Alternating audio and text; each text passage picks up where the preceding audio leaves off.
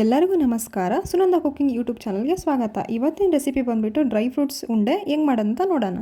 Dry fruits laddu ಮಾಡೋಕ್ಕೋಸ್ಕರ ನಾನು ಮೊದಲನೇದಾಗಿ ಕುಂಬಳಕಾಯಿ ಬೀಜ ತೊಗೊಂಡಿದ್ದೀನಿ, ಮತ್ತು ಪಿಸ್ತಾನ ಒಂದು ಬೌಲ್ ಆಗೋಷ್ಟು ಕಟ್ ಮಾಡಿ ಇಟ್ಕೊಂಡಿದ್ದೀನಿ. ಹಾಗೆ 1-2 ಸ್ಪೂನ್ ಆಗೋಷ್ಟು ಗಸಗಸೆ ತೊಗೊಂಡಿದ್ದೀನಿ, ತುಂಬ ಒಳ್ಳೆಯದು ಅಂತ.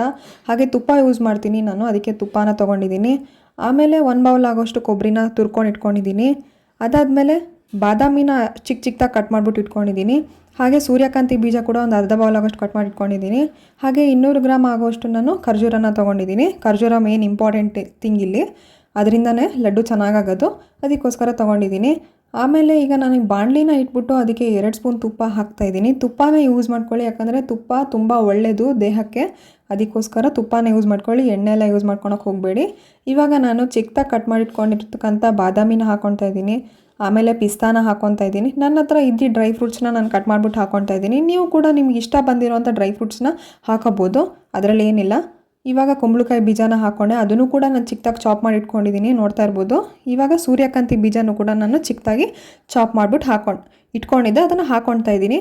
ಹಾಗೆ ಗಸಗಸೆನ ಹಾಕ್ಕೊತಾ ಇದ್ದೀನಿ. ಗಸಗಸೆ ಕೂಡ ತುಂಬಾ ಒಳ್ಳೆಯದು, ತುಂಬ ಬೆನಿಫಿಟ್ಸ್ ಇದೆ ಗಸಗಸೆಯಿಂದ, ಅದಕ್ಕೋಸ್ಕರ ಹಾಕ್ಕೊತಾ ಇದ್ದೀನಿ.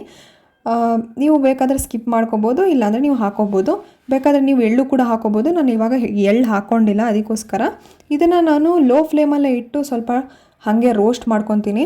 ಹಾಗೆ ನೋಡಿ, ನಾನು ಕೊಬ್ಬರಿನ ತುರಿದಿಟ್ಕೊಂಡಿದ್ನಲ್ಲ 1 ಬೌಲ್ ಆಗೋಷ್ಟು, ಅದನ್ನು ಕೂಡ ಹಾಕ್ಕೊತಾ ಇದ್ದೀನಿ. ಈ ರೀತಿ ರೋಸ್ಟ್ ಮಾಡ್ಕೊಳೋದ್ರಿಂದ ಲಡ್ಡು ಒಳಗಡೆ ಏನಾದರೂ, ಅಂದರೆ ಉಂಡೆ ಒಳಗಡೆ ಏನಾದರೂ ಆ ಡ್ರೈ ಫ್ರೂಟ್ಸ್ ಸಿಕ್ಕಿದ್ರೆ ತುಂಬ ಕ್ರಿಸ್ಪಿಯಾಗಿ ಚೆನ್ನಾಗಿರುತ್ತೆ, ಹಸಿ ವಾಸನೆ ಬರಲ್ಲ. ಅದಕ್ಕೋಸ್ಕರ ಈ ರೀತಿ ಲೋ ಫ್ಲೇಮಲ್ಲಿ ಹೊತ್ತದೇ ಕೈ ಆಡಿಸ್ತಾ ಸ್ವಲ್ಪ ರೋಸ್ಟ್ ಮಾಡ್ಕೋಬೇಕು. ನೋಡ್ತಾ ಇರ್ಬೋದು ನಾನು ಹೇಗೆ ರೋಸ್ಟ್ ಮಾಡ್ಕೊತಾ ಇದ್ದೀನಿ ಅಂತ, ಕಾಣಿಸ್ತಾ ಇದ್ದಾನ ನಿಮಗೆ? ಈ ರೀತಿ ನೀವು ರೋಸ್ಟ್ ಮಾಡ್ಕೋಬೇಕಾಗಿರುತ್ತೆ. ಈ ರೀತಿ ಎಲ್ಲ ರೋಸ್ಟ್ ಮಾಡ್ಕೊಂಡಾದ್ಮೇಲೆ ನಾನು ನೆಕ್ಸ್ಟ್ ಪ್ರೊಸೆಸ್ ತೋರಿಸ್ತೀನಿ ನಿಮಗೆ. ನೋಡಿ, ಇವಾಗ ಇದು ರೋಸ್ಟ್ ಮಾಡ್ಕೊಂಡಿರೋದಕ್ಕೆ ನಾನು ಖರ್ಜೂರನ ಮಿಕ್ಸಿ ಹಾಕ್ಬಿಟ್ಟು ಈ ರೀತಿ ಸ್ಮೂತ್ ಫೈನ್ ಪೇಸ್ಟ್ನ ಮಾಡ್ಕೊಂಡಿದ್ದೀನಿ. ಆ ಪೇಸ್ಟ್ನ ನಾನು ಈ ಡ್ರೈ ಫ್ರೂಟ್ಸ್ ಎಲ್ಲ ರೋಸ್ಟ್ ಆಗಿದೆ ಅಲ್ಲ, ಇದು ಆರಿದ ಮೇಲೆ ನಾನು ಇದಕ್ಕೆ ಹಾಕ್ಕೊಂಡು ಕಲಿಸ್ಕೋತೀನಿ. ನೋಡಿ, ಈ ರೀತಿ ನೀವು ಕಲಿಸ್ಕೋಬೇಕಾಗಿರುತ್ತೆ. ತುಪ್ಪನೇ ಯೂಸ್ ಮಾಡಿರೋದ್ರಿಂದ ಟೇಸ್ಟ್ ಮಾತ್ರ ಸೂಪರಾಗಿ ಬರುತ್ತೆ.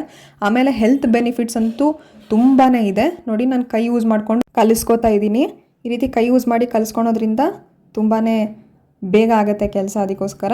ಇವಾಗ ಈ ರೀತಿನ ನಾನು ಡೋ ಮಾಡಿ ಇಟ್ಕೊಂಡಿದ್ದೀನಿ. ಇವಾಗ ಇದನ್ನೇ ಚಿಕ್ಕ ಉಂಡೆ ಮಾಡಿ ಇಟ್ಟು ನಿಮಗೆ ಫೈನಲ್ ರಿಸಲ್ಟ್ನ ತೋರಿಸ್ತೀನಿ. ನೀವು ಕೂಡ ಟ್ರೈ ಮಾಡಿ ಮನೆಯಲ್ಲಿ, ಇದನ್ನು ತುಂಬಾ ಒಳ್ಳೆಯದು, ಮಕ್ಕಳಿಗೆ ಮಾಡಿಕೊಡಿ, ತುಂಬ ಇಷ್ಟಪಟ್ಟು ತಿಂತಾರೆ. ಇವತ್ತಿನ ವಿಡಿಯೋ ಇಷ್ಟೇ. ಲೈಕ್ ಮಾಡಿ, ಶೇರ್ ಮಾಡಿ, ಕಮೆಂಟ್ ಮಾಡಿ. ಹಾಗೆ ಧನ್ಯವಾದ.